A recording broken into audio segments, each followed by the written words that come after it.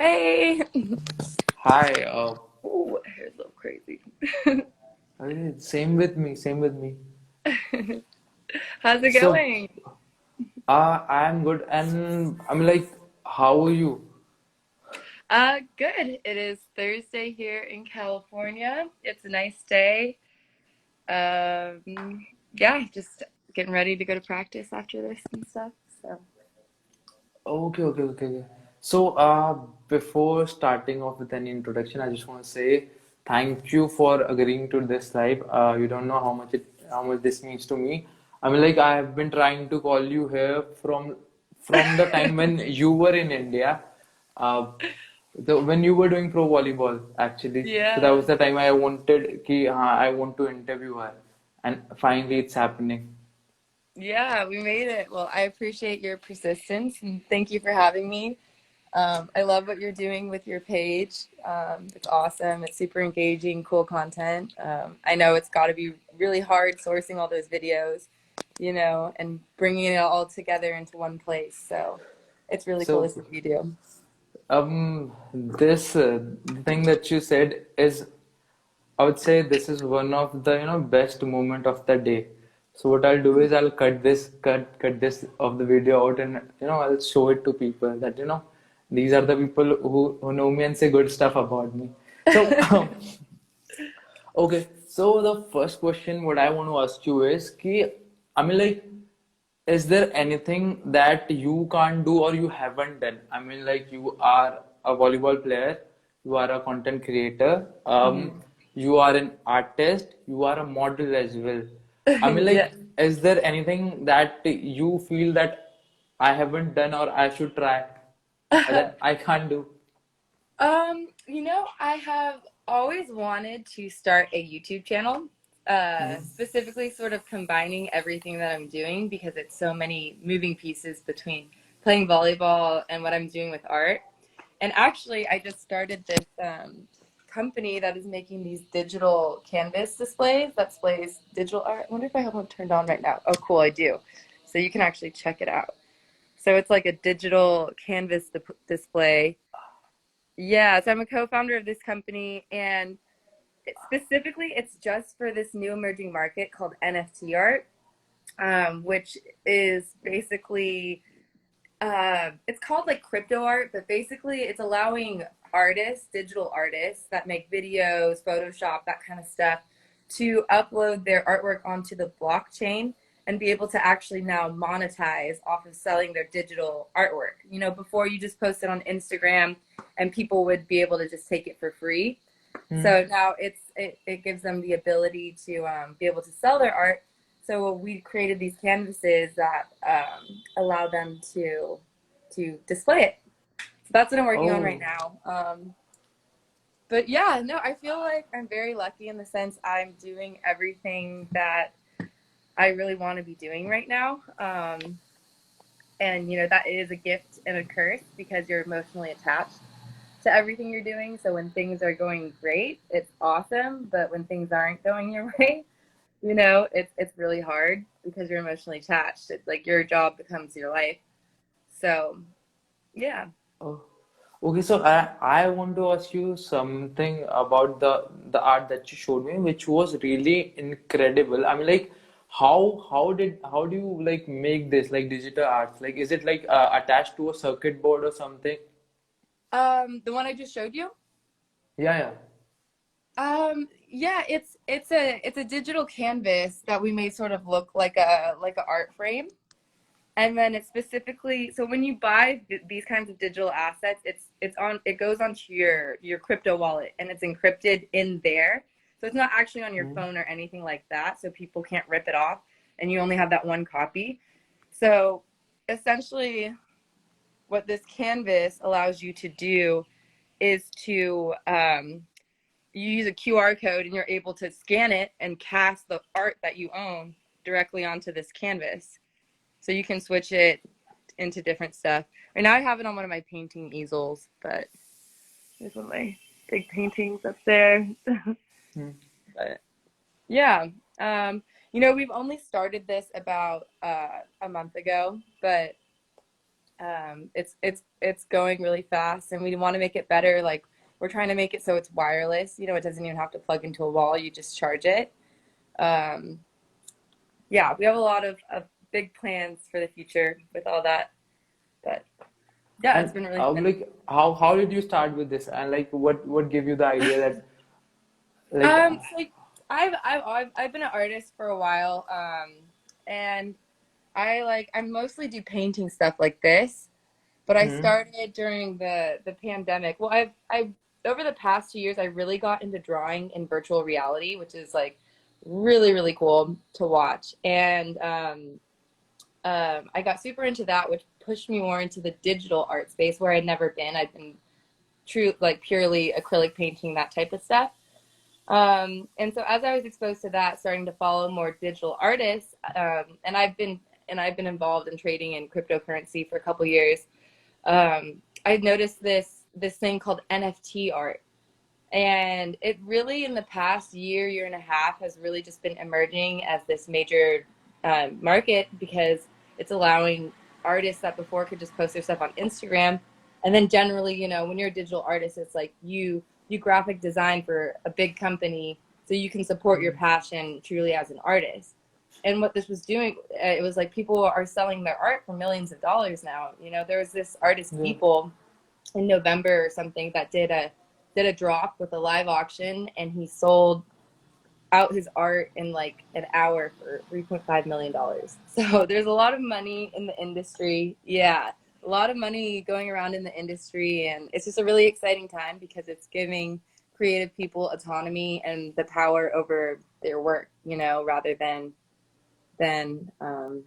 yeah, I guess that's the best way to put it. They have autonomy over their creative.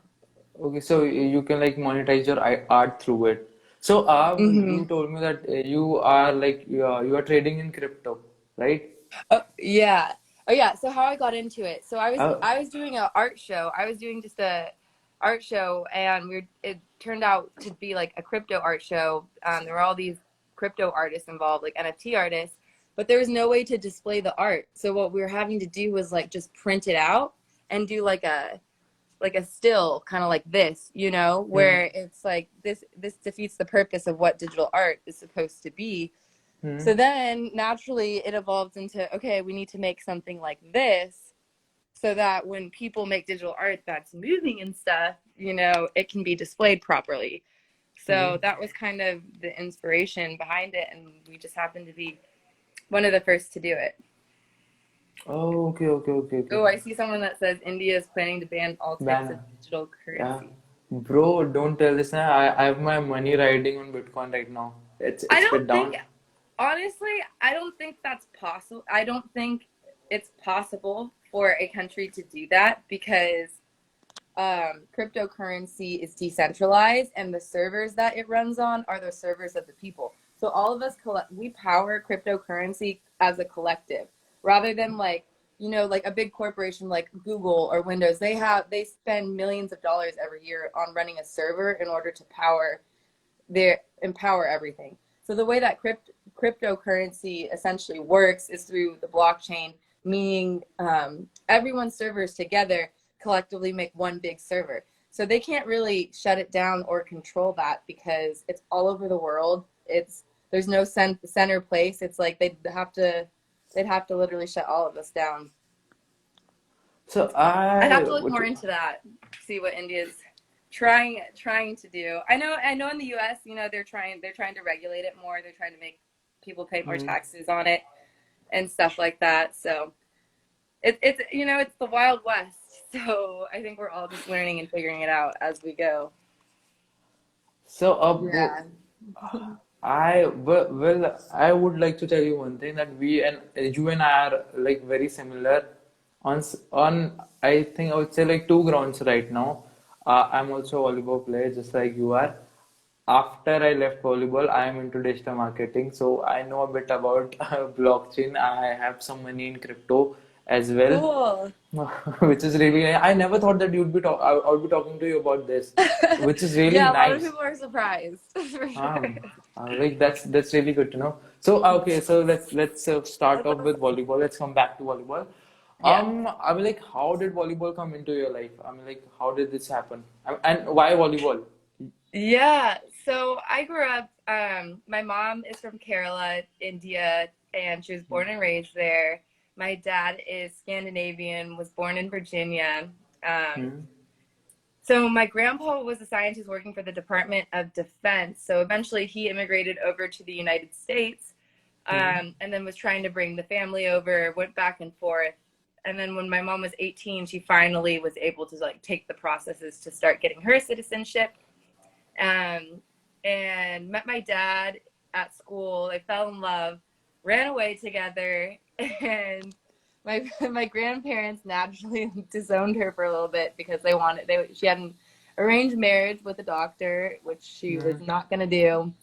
But eventually they came around, and my dad, he's 6'6", Oh. so super tall, super athletic, and always been into sports. And my mom actually too. She played tennis growing up and a little bit of volleyball. So when I Hmm. was younger, my dad had me in every sport. Like I was playing basketball, soccer, softball. Volleyball was actually the last sport of all the sports I played that the last sport I tried. Sorry, my Hmm. battery there for a second. Volleyball was the last sport I tried. So by middle school, by the time I was like 10, I was just playing basketball and soccer. And then I was at this summer camp, and they had this game called Jailbreak. I don't know if you've ever heard of that game. It's not quite volleyball. You take the volleyball, you call someone's name out, and then you throw it over the net, and then the other team has to catch it. And if they don't Hmm. catch it, then the person whose name was called has to go out. Um, and essentially, so Okay. it's like a moderated version of volleyball. It's a little bit easier. So Hmm. I was started playing it, and I was super good at it. And all the dads were like, "Wow, like you should." To my dad, you should get Alexa in volleyball. And so my dad, when we got home from the summer camp, took me out to try it out. I was about 11 years old, and just immediately it clicked. Like fell in love. But ironically, I'm a naturally pretty athletic person, and most sports came relatively easy to me, and volleyball was one that did not.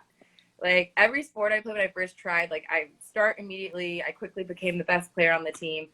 And volleyball was like I was riding the bench the whole season until like the last two tournaments. And I'd never had that experience before where I just wasn't naturally one of the best. I was definitely the worst on the team.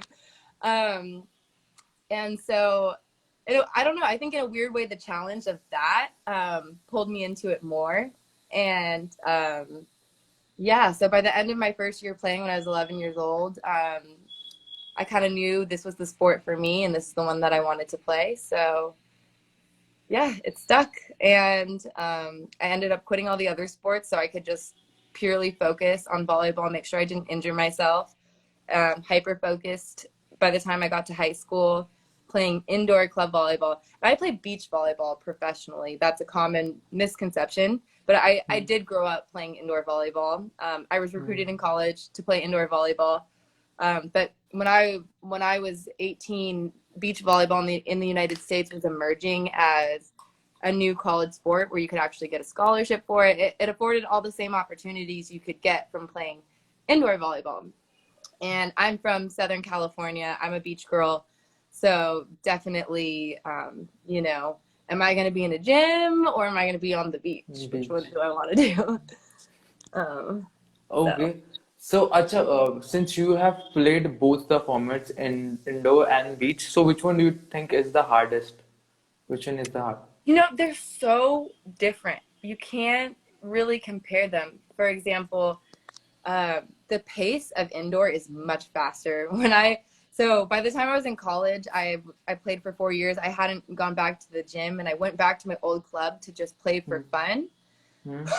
And the ball was going so fast for me. It was a little bit overwhelming at first, and I was thinking to myself, I don't know how I was able to deal with this. It definitely took a day to get back in the rhythm of the indoor game and the pace. Um, but the thing about beach is obviously because you're playing in the sand, there's a level of fitness that's Hmm. required that isn't as demanding in indoor volleyball. And then skill wise, you have to be able to do every skill well. You have to be able to pass, you have to be able to set, and you have to be able to hit because there's only you and your partner. And with indoor volleyball, you know, it's very specialized. Like you're a setter, you're a middle blocker, you're an outside hitter. And the outside hitters are the more, you know, of all the players are generally the most well-rounded because they'll pass in the back or something too. But even then they don't practice setting, they don't. So I think that you know it's really a preference of, and they both have things that are more challenging about them and things that are a little bit easier. So I think it's like for me, when I played indoor, I'm left-handed. So when I was front row, I would hit on the right side as the opposite, and then when I was back row, I would set. So as a result, my training, I would have to practice setting, hitting, and passing. And so I always felt really good at everything, but not great at any like particular one skill. And naturally, like for beach volleyball, that transitioned great because now it's like, oh, I'm a really well-rounded player. So it worked out. So, it is said that there are advantages of being left-handed player. So, did you get any advantages of it, like being a left-handed hitter? Oh, most definitely. I would say that volleyball, being a left-handed player, is probably one of the most advantageous lefties of all the sports, if that makes Hmm. sense. Um, just because it takes people a while to adjust to lining up on your left hand. It's always an adjustment period, so you automatically kind of get like a jump on the other team with them having to like learn your arm swing. And it's very interesting. You don't realize until, even for me, like when I play left-handed person, you don't realize because you're so just naturally used to dealing with right-handed people. But everything's just a little bit different with the left hand, the place of contact, all that stuff. So it takes a moment to adjust. So I would say there's definitely a huge advantage to being left-handed. Okay, okay. And how Yep. flows? Good. Huh. So, and how did like the PVL happen, and how did that happen? Like pro volleyball, you started volleyball Oh yes, commentating in India. this is such a good story. This is such a good story. So I was I had just finished my first pro season playing beach volleyball, and Hmm. in the U.S. it's extremely competitive. We invented the sport of beach volleyball. Our top three teams right now are top 10 in the world, you know, and only two teams go to the Olympics. So it's like, even though one of our third teams is top 10 in the world, they're not even going to get to Oh, go to the Olympics. It's highly competitive, and it's a different format because it's a lot is self-driven. You know, you're finding your own coaches, you're creating your own schedule, like you're trying to find your own sponsors. It's very much so being an entrepreneur. But anyway, so I was thinking, I know with the Olympics, you know, especially in Europe, a lot of track athletes will, like, they'll have some Spanish descent, and then they'll be able, even though they're American, they'll be able to get dual citizenship and play for like Spain because hmm, the U.S. again with track is one of the most competitive. So using hmm, that same logic, I was flipping through the TV, and the Asian Olympic Games or something like that just happened to be on, and it was the finals or the semis or something, and it was India playing China, and the women's national team, India indoor women's national team playing the Chinese women's national team, and China notoriously is one of the best teams in the world, hmm. and India was holding their own. You know, they were doing well, and I didn't even know India had a women's national team. So and I was impressed with some of the players. So I like did some deep diving, and I had learned that literally that year the FIVB had just reinstated the Indian Volleyball Federation back into the FIVB.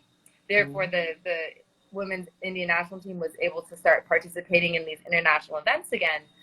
So I was like, I see they have an indoor team, but I don't imagine they have a beach team.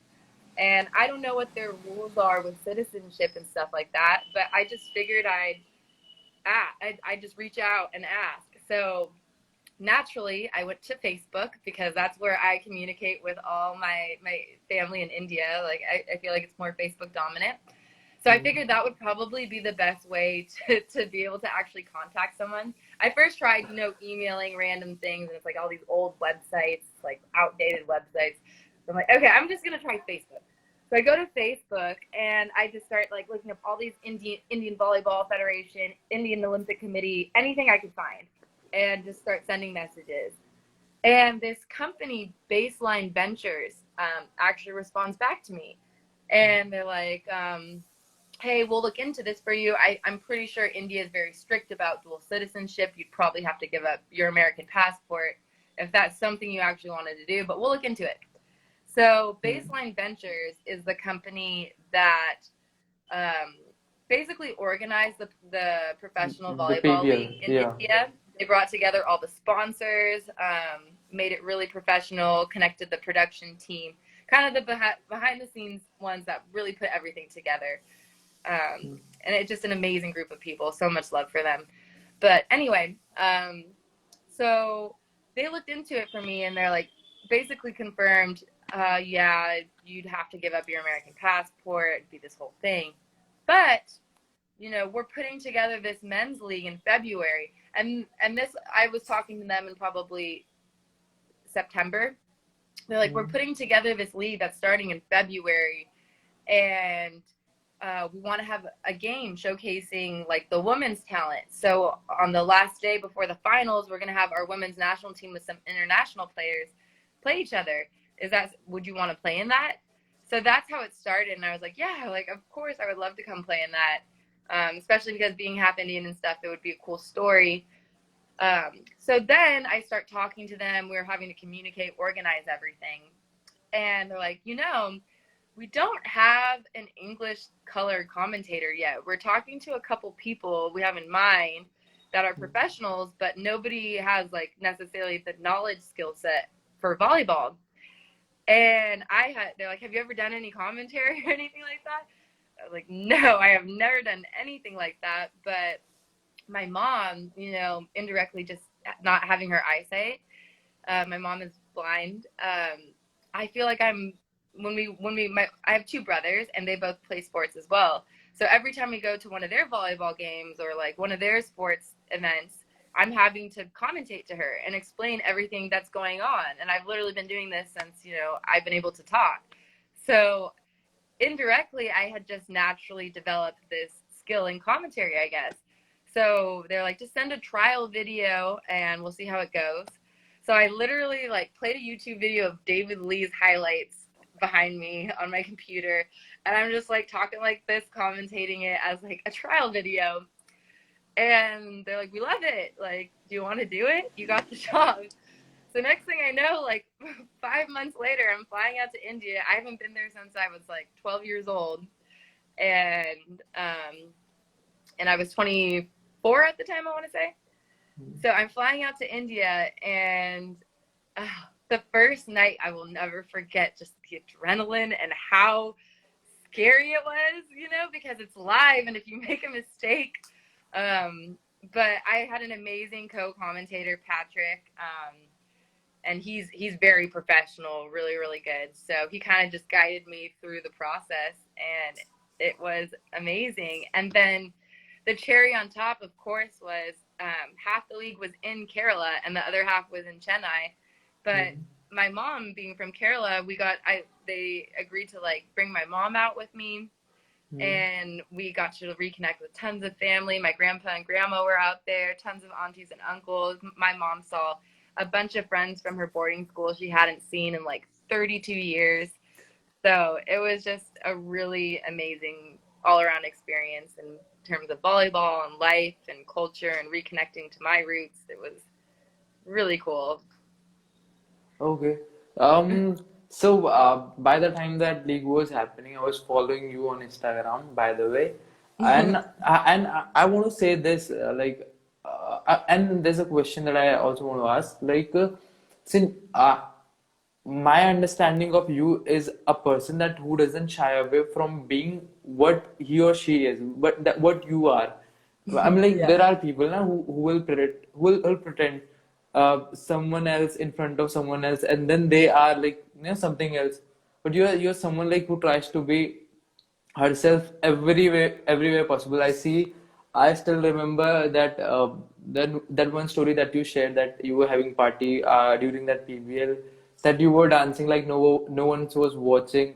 There was this one commentator, I still remember it, and I was like, man, like, she's like really great. Like, I mean, like, she doesn't shy Oh. away. So which was so that's and since my question here is, since if you are that kind of a person, you must get criticized a lot. I mean, like, how do you face, like, face that? How do you handle it, like, so well? Yeah, that's a great question. That's a great question, and life has been a process of Hmm. figuring that out. And I think the best way to answer that for me has been, in life, there's always going to be people, whether you're being fake or real, that are going to approve of what you're doing, and there's people that aren't going to approve of what you're doing. And I found that in trying to be genuine and live my truth, that energy to people that are seeking to be that way too is very infectious and inspiring, and it's contagious, and we build off that together as people. And there's always going to be people that are going to say that's wrong, you can't do that, you can't say that, or you can't be that way. But it's so worth it because of the people that you connect to on a deeper level that see those things for what they are. So it's like I could be like neutral, right? And then not offend anyone, but not truly connect with anyone deeply. Or I could choose to just like be my truth. And some people aren't going to get that, but the people that really do get that, we're going to connect on such a deeper level. And for me, it's like that's what life and the human experience is about human connection. And that's what we're all seeking. And that's what fulfills me, every day. That's for me is like the purpose of life. So yeah. I don't know. Okay. And there's what and on Sunday, I always see your stories, like you're always like on weekends you play beach volleyball with your friends. I mean, like, how do you manage it? Like, work volleyball so well. Well, it has definitely, with the pandemic and Corona, been a very interesting year. I would say before the virus happened, I was very like all into the volleyball, that process, and then when the pandemic hit and our season got all messed up, it hit me like, wow, I could get injured and be in exactly the position I'm in right now because of this pandemic. It made me realize like how temporary and fragile everything is, and how important it is to diversify yourself as a person. And I always saw like with life that sports and my art were going to come back together somehow. That's what I always wanted. More Hmm. so than like being the greatest that ever played or whatever.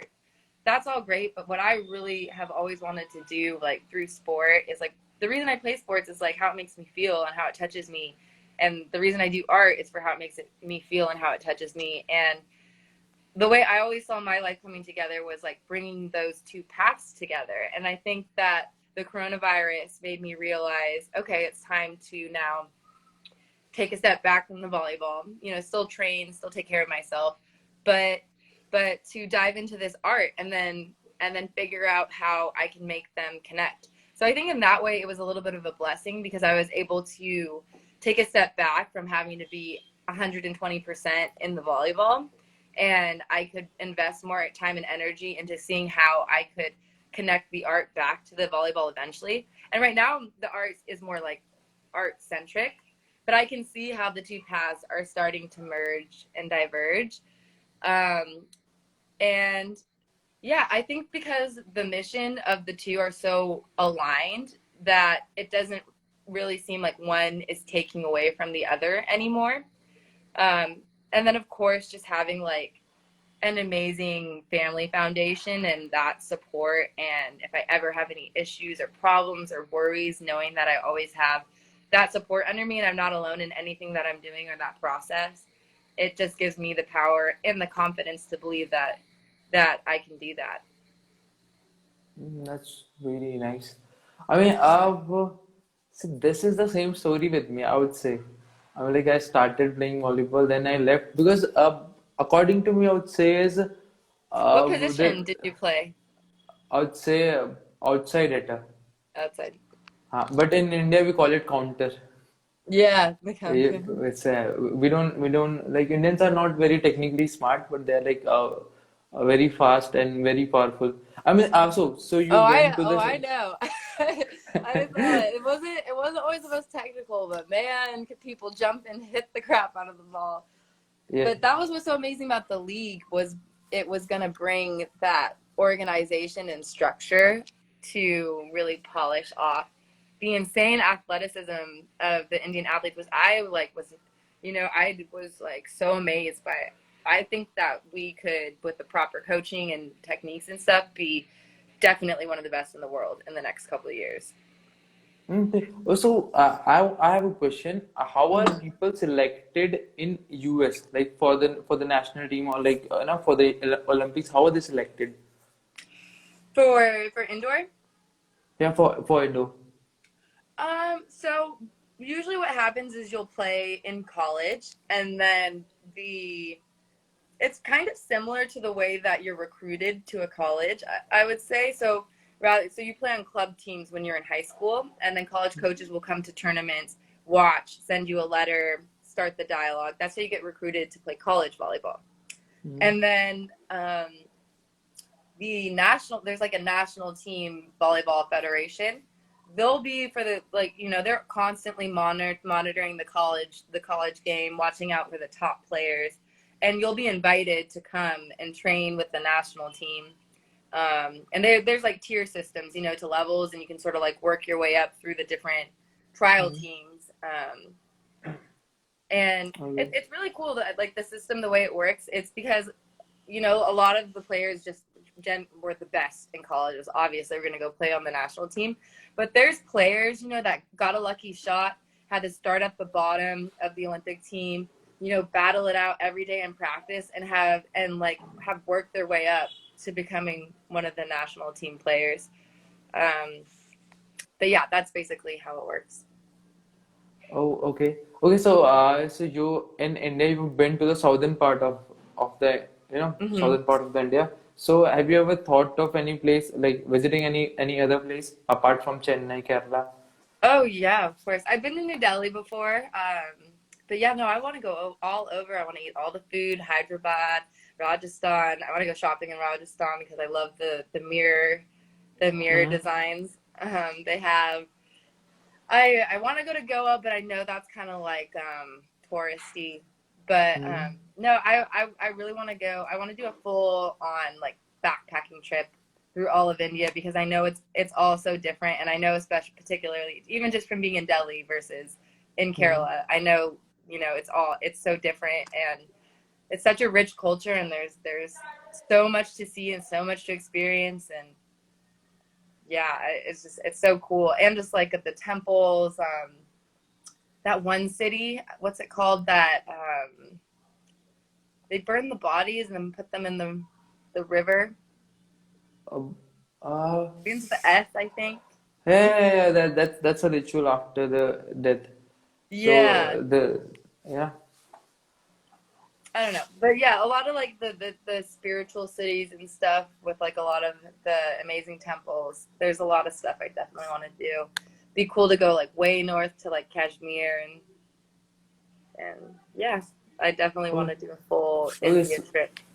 So Where are you? Where are you based out of? I'm in Delhi. I'm in Oh, Delhi. you're in Delhi. Yeah. Dang. Well, next It time is. I'm out there, we'll have to link up. See, we are so much connected. That's what I wanted to say. I want to be a host when you come to Delhi. Please let me know. Oh, 100%. And please, if you're ever in California, same here. You're welcome to stay with me, no problem. I Any- wish. Soon also. yeah, Okay, we'll get you on the so beach and play some volleyball. uh, I don't know if That'd I be would be fun. able to play that, up to that level, so that I could impress you Oh no, actually. I have friend groups here of all levels. Hmm. I have like this one community that I play with that Um, it's just like purely the lifestyle and the passion and for fun. And that's like my group where it's not necessarily like we're just like Uh, it's super highly competitive, hmm. but I love playing with them because it reminds me like why I play in the first place, which as a professional when you're playing your sport can certainly be corrupted from time to time when money Hmm. and all those other things are involved. True, true. Okay, so you have seen one of the world's best team, USA. You've played with multiple players. So, is there any player that you really liked in the Indian slot during your time in the league? Or do you remember that this is the That guy was that I? really good. Hmm. On the women's or the men's Both, I or would both? say. Hmm. Oh, okay. Well, Jerome beneath the right side, You know. phenomenal. Hmm. Yeah, I would love. I think he could play professionally, you know, anywhere Hmm. in the world. And Aji Flau, amazing. Hmm. He's so fun to watch jump. Ashra Rai, middle. Um, I think those were like my top three that I was like very, very impressed with. But like that front row alone, you know, is unreal. And So then on the I women's team, I was really impressed. Minimal. minimal of She's them. she's really really good. And then I'm forgetting her name right now. She was the middle that played with me during the. I feel so bad for this, but she was very young. She must have been maybe 7, maybe 18. She was young, but um, she's gonna have a lot of potential. Um, Oh, okay. By the way, I'm really glad that you remember all these three names. Jerome, like Ajit Ashul. I thought you'll say like the one with the beard, the tall guy that was playing. So no, really glad. I went through commentating every night with these Hmm. guys. I learned everyone's names. Okay, so did you get to chat with anyone, any player that you like that you had a conversation with that you connected to really well? Yeah, I stay in touch with a bunch of the players, to be honest. Prince, all the ones I kind of listed. Depeche reaches out once in a while. No, I Hmm. definitely stay, you know, and that's the great thing about social media, being able to just like send a little message here and there. Hmm. And the women's players too. WhatsApp, you know, is awesome for staying in touch. Hmm. Um, but yeah, no, I stay in touch with a bunch of them, and So, Prince, you spoke Prince, right? You mhm, told the name Prince, mhm, the middle blocker. yeah. Oh, okay, okay, okay. So he's a friend of mine. I know him. Oh, really? Yeah, tell him I say Yeah. hi. Okay, okay, okay. I think He's there's a awesome too. possible. He's great. Hmm. He's I mean, like he amazing. just there's a news about him. I don't know if it is confirmed or not. So he just got selected for customs. Like got employed through sports quota. It is. I know I'm not sure about it, but which is a great news for him. So he's gonna like another team will he'll be able to play professionally for them essentially. Professionally, yeah, professionally for a government department. So Oh, that's awesome. yeah. Good for him. So Yeah, I I know, know. and you know, I don't know what's going on with the Repay Pro Volleyball League. I know there was a little issue Hmm. between the federation and them, Hmm. but I know they're trying to work out the nuances. But I don't know. We'll see. Well, we all are Obviously, waiting for the second season. yeah, and then obviously Corona and all that stuff happened, so that didn't really help anything. Okay, okay, okay. So, what are the three things that you feel that you won't be able to live without? Three things I can't live Live without. without, yeah. Okay, my family, number Hmm. one, including my little dog. Let me find her. Oh, I stepped on. I'm sorry. Oh, Wow. oh, Tab. She's always. I should have known. She never goes far. Yeah, this little baby. I've had her since she's 14 too. Oh, wow. Yeah. So my family, and then especially little Papillon. Hmm. Sorry. Um, what else can I not live without?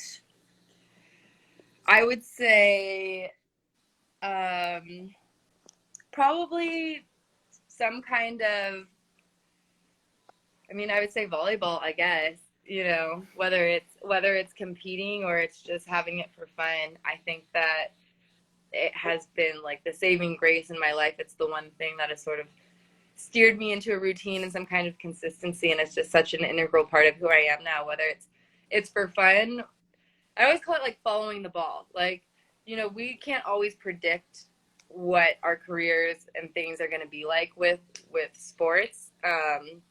A lot of stuff isn't in our control, especially like with injuries and all that stuff. Politics with coaches, like there's so much that's not in your control. Um, but I think of it like there's so much other opportunity that can come from just like the pureness of the sport. And I think of this sports commentary thing that happened in India as the perfect example. You know, I was just like kind of following the ball and I didn't know where it was gonna go, but like indirectly through that, volleyball was able to take me back to like, you know, half of who I am and and give me this amazing experience and show me a world of commentating that I never even knew that I liked. And you know, that's something when I'm done with volleyball, I definitely would like to consistently get more back into. Um, and the last thing I would say is probably masala dosa. I found an amazing spot in LA that actually makes it right. And yeah, I get that about once a week. Oh, that's really nice. Do hmm you know how to cook? Oh, yeah. Yeah. Have you ever tried Yeah. preparing the dosa? Oh my gosh. I cheat. I never make the dosa batter from scratch. I've tried once. I tried once and you know, you got to leave it for the night before and let it soak and all that. Um, but yeah, I should make it from scratch just because I like it so much. You know, I really should learn the process. It's a lot of work, by the way. Oh, Okay. it's like the process with Indian food. It's like you're cooking the seeds for the spices before you even actually cook the food. It's like you're cooking your spices to like actually even make the food. It's just so many steps, yeah. But that's what makes it so amazing. Yeah, the flavors. Okay. Okay. Okay. So, and if you are commanded one wish, what would you choose? Like, you are granted one wish. What would you like to like wish for, or what would you like to have? One wish, just one. I wish that hmm we lived in a world where we did not have to depend on money. We had machines to take care of all the menial work that none of us wanted to do, so we could all focus on our creative passions and truth. Yeah, Uh, that would be my wish. Because the world would be awesome then. I think everyone would be a lot happier. If we could so, even, but you know, sometimes the hard part's not actually being creative, it's figuring out how you, like, what you want to do. And I definitely struggled with that for a while too, you know. I'm out of hmm. that phase of my life though. I'm 26. I know who I am now, kind of. I think life is all about exploring yourself, like what you're good with and what you like the most, like what you'll be happy doing for lifetime, right? um, hmm. I think I mean what I'm doing, honestly, like what I'm doing is I'm so happy with it. But I think what I'm lacking still is the connect fully back to I guess paying it forward. So I guess I would like for like the art and the volleyball to somehow connect back to community, you know, and in a way something that I can use to bring something better about in my community. Um, you know, whether that's like when I like one of my goals is to through my art and stuff to create like an apparel company, like volleyball lifestyle apparel company type thing, but like, you know, with my brand quirkiness. But like, I don't know, being able to you know, inspire people and give them the opportunity to you know, maybe work with me and learn from me and then go off and do their own thing. I think I think that's critic. ultimately, as we get older and we develop, and I'm not by any means like at that point of knowledge or wisdom. It's like, I don't know what the hell I'm doing. But, I think once you reach a certain level of success, which I don't think I'm there yet, but when you do, then it becomes about mentoring and then just like paying it all forward. And yeah, so I guess just gathering as much skills, doing as much quirky stuff as I can, and then being able to pass that knowledge forward to some other people, like little strange girls out there like me. Well, to be honest, that's a really passionate answer. Trust me, like this is the answer only a passionate person who loves his work, his slash her work would give, I would say. Like, which Oh, it's just so nice to hear you. Okay, thank so you. what has been the impact of volleyball in your life? Um, I think that there's so much. I think number one, it's just always given me guidance and structure. It's taught me discipline. It's taught me how to get through adversity, to believe in myself, to work with others. It's taught me about working hard, but also surrendering and letting go in certain circumstances, but also never giving up. And I think it's just such a like sports in general is such a paradox of different things that help you find this perfect balance. And anything in life can be like that, but that's definitely what volleyball has been for me. It's just been something that's taught me to be a better person. Hmm. Oh, nice. Okay, okay. Um, we'll finish this off with this last question. Since you have seen like the volleyball of the world, you've seen like all the best countries play, you've seen live. You are into like create. You are like someone who's self-made, I would say, like who has made her career. So like doing things. Then uh, I would say I won't say falling. Falling might be the right word. I mean, like you said that there was a time that after college I applied for this a PVL. I know that must have been a hard time. So what is your advice about life or like about volleyball to the people who are watching or like others? Um, yeah, I always wanted to be an Olympian, and I'm not necessarily going to just fully count that possibility out because that you should never do that to yourself, sell yourself short like that. But I think being realistic and it's it's there's a possibility that that might not happen, and coming to terms with reality and stuff, especially in sports, if you have high expectations or goals for yourself, that can be super difficult.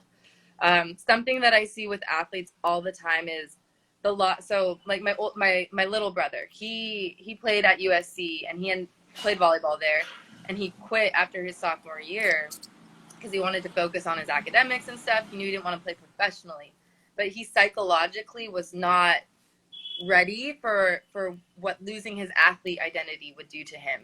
Not being able to be like, I'm a student athlete anymore, I'm a volleyball player anymore. Now I'm just a student, and as sports people, whether we stop playing when we're little, after high school, after college, when we're 40, everyone has to come to terms with at some point letting their athlete identity go. And I think in just being aware and seeing how that happens to people, that's part of the reason I push myself into the art as well, because I'm kind of aware like I'm gonna have like this this this break with my athlete identity, and it'll be a lot less intense if there's other forces there to kind of like evolve me beyond just Alexa, the volleyball player. So I guess like my biggest advice would be for young sports people out there, young volleyball players out there, have big dreams, work hard at it every day, and you volleyball can be what you want it to be in your life. But sometimes things don't always work out the way we intend, but I promise if like you have a good intention while you do it, like the universe has a plan for you and it will all work out the way it's supposed to work out. Um, so yeah, I guess that's, yeah, I guess it's just like sometimes volleyball, it doesn't work out the way we think. Like maybe we don't go to the Olympics, maybe, you know, those things don't happen, but then you get to go to India and do sports commentary and talk about volleyball rather than actually be playing it. You know, there's so many opportunities that can come out of this sport beyond just being the best or winning. And I think just going with that open mindset and be open, and you'll be amazed at the friendships and the opportunities and the connections through the community and all those things that come out of volleyball too. And don't be blind to that, and just be open that there's more than just winning and losing. So I know why I feel is that all the things that you said, I know it might someday be written in a book. Trust me. You and I connect on connect on so many levels. I would say before I started, before I started realizing what the word was, my aim was to play for India in Olympics. So I Mm. really, I have you watched that cartoon? Have you heard about it? Like a Pokemon. Have you heard about it, Oh, Pokemon? the anime. Yeah. Yeah, High the Score or anime. something like that. Yeah, I Yeah, love anime. so I watched one of its episodes. So there was this race where the guy was running and with like torch in his hand. Then he used to light it up, and I that was the time I decided I wanted to play Olympics because that's what the what the Olympic Yeah, the culture is. torch lighting. Yeah. So I have always Yeah. wanted to be the torch bearer of the of That's amazing. India. So, but as I grew older, and it took me a lot of time to realize this. I know, I mean, people of 26 year age, I think we both are like talking the same. So I have a theory about it, and I just made this up. So life is all about acceptance and realization. It took me a lot of time to realize that I won't be able to, play volleyball forever. I know it took me like a lot of like hard to digest that I won't be able to represent India. I don't have what it takes. So it's all about, realization and accepting it that I should, put my energy into something else. Yeah. And that doesn't mean that you can't have volleyball. It's Yeah. just because it's not exactly what you thought it was going to be with volleyball, running with the torch. It's like what you're doing is still amazing, you know? And I'm so sorry about your other account. That stinks. I don't know what happened. But No, no, what you're doing is so awesome. I've never actually seen an account like this organized and structured, and it's really, really cool and okay, thanks important. a lot. Means a You know, lot. it's growing the game. Like so many people are going to be exposed to volleyball that have never seen it, and like have through your page and your organized content be able to be like, wow, like sucked in, like this is really cool and engaging, you know. And that's beautiful. Like you're making, you know, you might have some little kids like stumble across this Instagram page and be like, what's volleyball? Whoa, this looks really cool. Like who knows how many people you got to like pick up a volleyball and start playing because of your account. And that's awesome. So thank you. It means a lot. Yeah. Okay. And I I can see think the we're passion in what you do too. And, you know, as a passionate person, I really appreciate and respect that. And I love that. oh, what's it's 11 Feb 2021. I'm making you a promise. I'll see you soon someday. Trust me, I'll see you Yes, soon. I I'll see you promise you that someplace too. better. I'll see you someplace better. So we both will Promise. be at a very nice place. Trust me. I want to Promise. meet you for sure. Promise. I would love that. Okay, that is all for now. And thank you for being here and saying all those nice things about me means a lot to me. Trust me, I won't be able to sleep after this. Like hearing so much nice things about me. It's been so long now since someone has said something so sweet to me. Oh yeah, I Thank guess because we've you. all been on such lockdown too. I know Yeah. this was amazing for me too. This was awesome. I got a big smile on my face. So namaste. Namaste. Bye bye. Take care. Bye.